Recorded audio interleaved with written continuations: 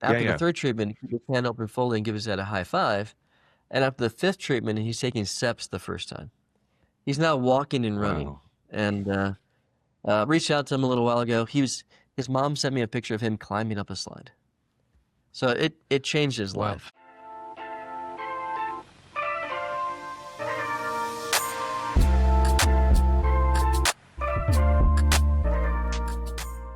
Hey everyone, welcome to Ultra Life Today. We've got an interesting one for you today. Who are you? I think I'm Adam Payne. This guy's the CEO and founder of Ultra Botanica, the technology that literally, it's one of our favorite words. His clinic, and we're about to introduce Dr. Joshua Hersh, it's called Transformative Medicine. I like that because it's a word that you and I have been using for about 11 years. Yep.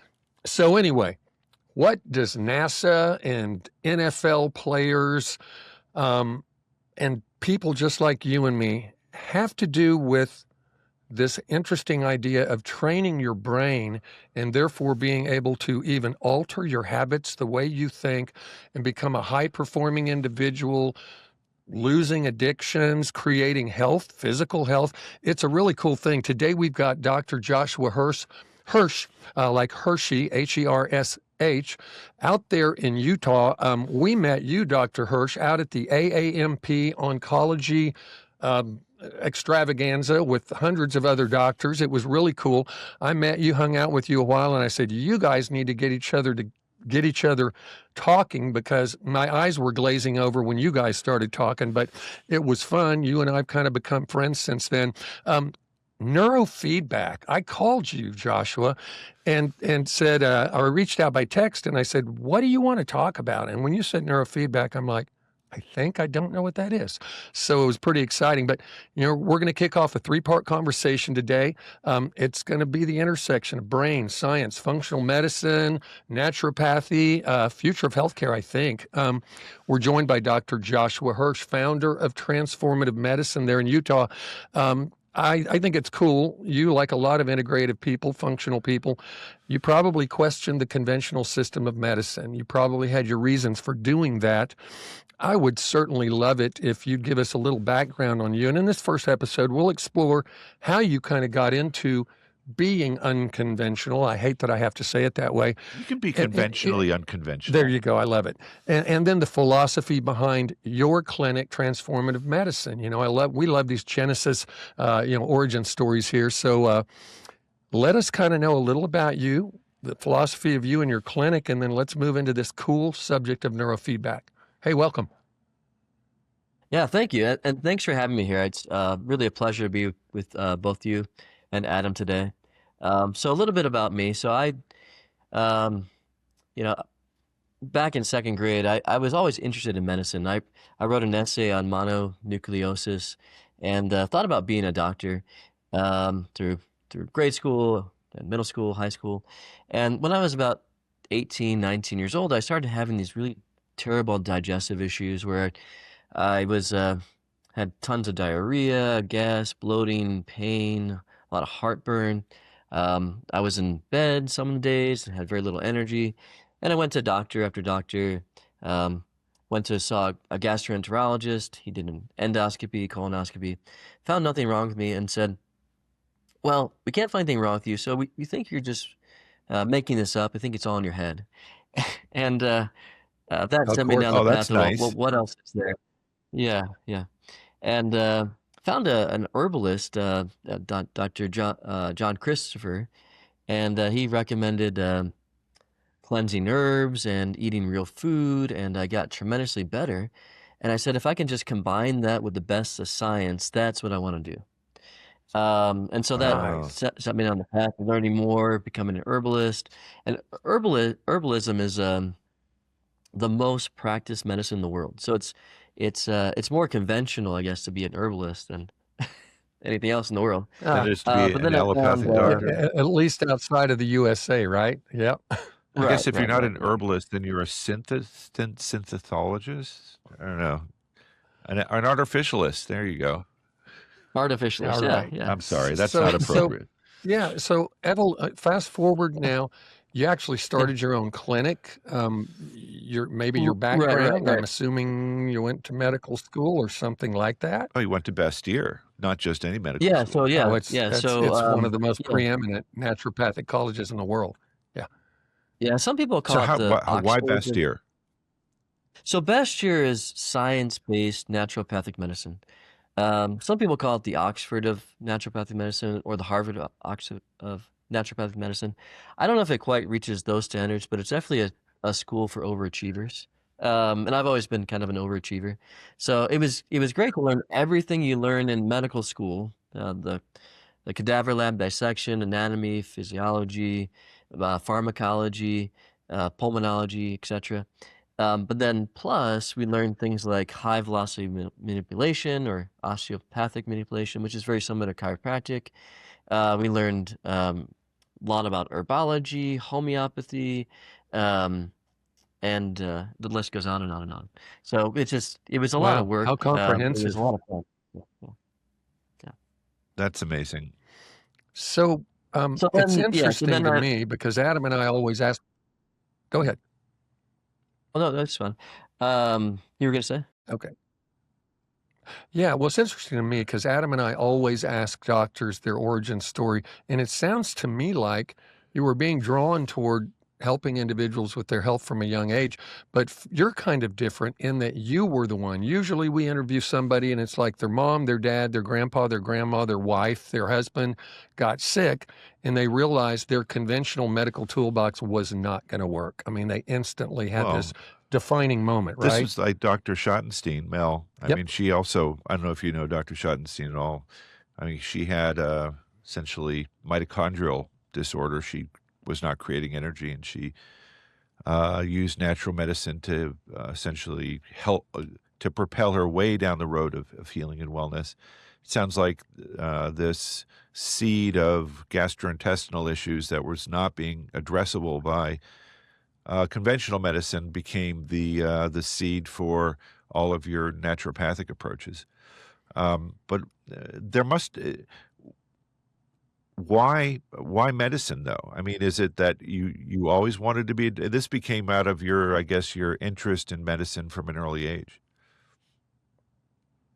Yeah, I think a lot of it has to do with my mother. So my mother taught me how to read when I was 3 years old, and I love books and What? I love learning, and yeah, and I've loved the brain especially. It's fascinating. The human body is fascinating, and yeah, absolutely. It is. Yeah. Nothing brings me greater joy than seeing people improve their health.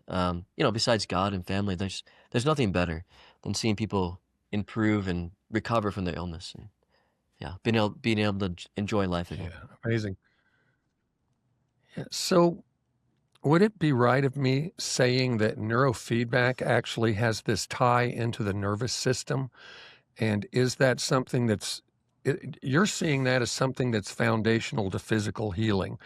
Why don't you give us a little idea of how you dived into the neurofeedback space and how that actually correlates with what you do to bring health to someone? Yeah. Before you get into that, because I think that's a Yeah, great yeah. question, is this this neurofeedback tie into what you're doing in transformative medicine? Is this something that has that you've started with? Is this something that kind of you've picked up mid practice, or is this a late to the party arrival at your clinic?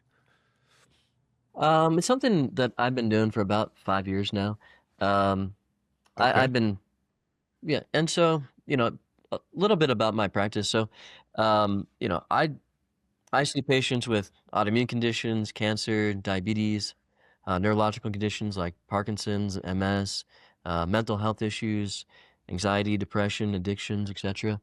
Alzheimer's, and always looking for the best tools, along with the foundations of health: diet, exercise, sleep, and combining the best of both modern medicine and ancient wisdom from a plethora of different um, uh, whether it be like Chinese Traditions and medicine or sources. Yeah. Ayurvedic medicine or yeah, a lot of different traditions, and combine that together to create individual treatment plans for the patient. So we're always looking for the best Wow. tools, and to do that. And it was about 5 years ago. We saw it actually at an AAMP conference. I had heard about it before from other practitioners, and heard it can be um, instrumental in changing people's um, patterns, like neurological patterns, like anxiety and depression and so forth. And Really? yeah, we picked it up and started using it, and after being trained, and started seeing some phenomenal results with it. So often said, if I can only So, pick one treatment, it would be neurofeedback. Because if you change the brain, Wow. really? you you can change the body. Yeah. Yeah, it's true. It's true. You know, Bruce Lipton and these different guys that are out there teaching people meditation, and they get up and walk out of wheelchairs and things after a 3-day weekend because they're learning how to train their brain in a very condensed weekend, 3 or 4 day period of Boy, time. It's amazing. there's so many things to unpack there. I mean, there's we're close friends with Joe Tippins, the founder of, I guess you call the Joe Tippins protocol. And one of the themes that ran through his life, even when he was facing cancer, was he just determined he was going to have a positive attitude through all of it. And he had an underlying belief, even when his the doctor under whose care he was getting for his cancer sent him home with a hospice prescription. He still had this underlying belief that somehow he was going to get better, that everything was going to be good. And I think there's a defining characteristic of that. Yeah, I come out of a lab not too long ago, about 15 years ago. We were doing deep work in immunology, especially in rheumatology and other autoimmune diseases. And there's a paper that came out in Japan where they measured cytokines in people that were happy and then people that were depressed. And the difference was stark. And these were both communities of people that were dealing with arthritis or an autoimmune disease. And the people that were happy had a much better cytokine profile in terms of the profile of activated cytokines that were, essentially signaling to the immune system in the body. And so to ignore, this is a long preamble, to ignore the brain body interface is to essentially not to. I think you're ignoring one of the most important factors of medicine. So it's very interesting to me, Dr. Hersh, that you're saying, yeah, if I had one thing I could use, it would be this, because you have the strongest likelihood of actually having a long-lasting change in the person. So what does are there different options that you have as a physician for using a neurofeedback approach, and which one did you finally decide on using? Yeah, and please describe, because our viewers right now are just like on the edge of the cliff going, tell me what neurofeedback is. So just as an aside, because I know one of the reasons why Josh got excited about neurofeedback. My stepdad back in the 60s actually invented biofeedback. So he was part of a lab, and he had a PhD in neuropsychology, and they found out that they could measure the surface skin resistance as a surrogate for the activation of the limbic brain, essentially, so that the more tense you are, the more you actually the more your pores actually become hydrated, and then that actually reduces the surface increases the surface conductivity of electricity. So if you have an electrode on two different parts of the body, you can actually create a tone that's a surrogate for how stressed you are. And what they found was that you could use that tone to train yourself how to relax, because if you don't have an objective measure to go by, your body has nothing to react to. But when you suddenly hear this tone and then you start to think about ways, how can I reduce that tone? The body is able to respond to this biofeedback loop. It hears the tone. It figures out that if it takes a certain kind of relaxation stance, that the tone goes down, and thus biofeedback was born back Yeah. in the 60s. And this is different, right? Because you're actually, my understanding is you're looking at brain waves, which is, it's exciting to me. I don't know if I think a little bit scary to me, but exciting to me that are we actually able to use some sort of biofeedback mechanism in order to affect our brainwaves?